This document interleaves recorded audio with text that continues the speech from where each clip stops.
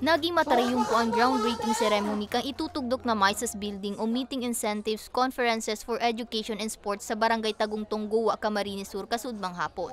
Nangenot sa seremonya si Ako Bicol Party List Representative asing Committee on Appropriations Chairman Elizalde Co. Sigun sa kongresista, ibang level ang pasilidad na ini.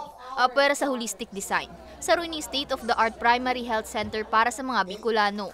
Magiging hub man ini para sa medical as in educational community activities. Meetings, incentives, education po.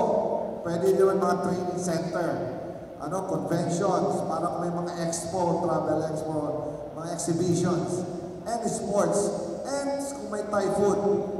Hindi po sa Amerika, pag may nakulang typhoon, pwede po another evacuation. Ang luwaran po, anong Pacor, Iguapadikdi, Iguapaduma. So, then naglalamalag, pakita naman kay Super Health Center o Primary Health Care Center na Iguaki Diagnostics para kung iguaman naman nag-evacuate naman, diretsong may medical assistance.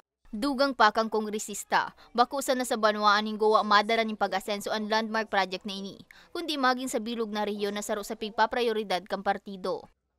I would like to extend my deepest gratitude to everyone who played a role in making Ako Bicol projects a reality. Your hard work, dedication, unwavering support have brought us to a significant moment.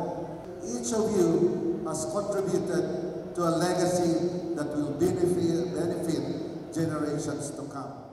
350 million pesos ang pondong pig-alukar sa nasambit na proyekto na naging posible huli sa inisyatibo kan Ako Bicol Party List. Presente man sa aktibidad si Congressman Attorney Jill Bungalon, as in dating Congressman Alfredo Pido Garbin Jr., DPWH Bicol Director Virgilio Eduarte, barangay officials as in partido mayors, siring ni Gowa Mayor Marcel Pan. Ang Ako Bicol hanggang ngayon maraming binibigay, hindi lang sa bayan ng Gowa. Buong Bicol talaga binibigyan ng proyekto. So hindi pansarili to ng nina congressman, para talaga to sa tao.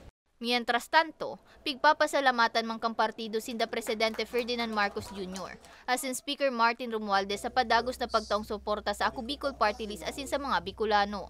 Asigurasyong kang partido na day sinda mauntok na magbilog ng mga inisyatibo para sa padagos pang pag-uswag kan Kabikolan. Para sa mga baretang tatak Bicol, May Arango.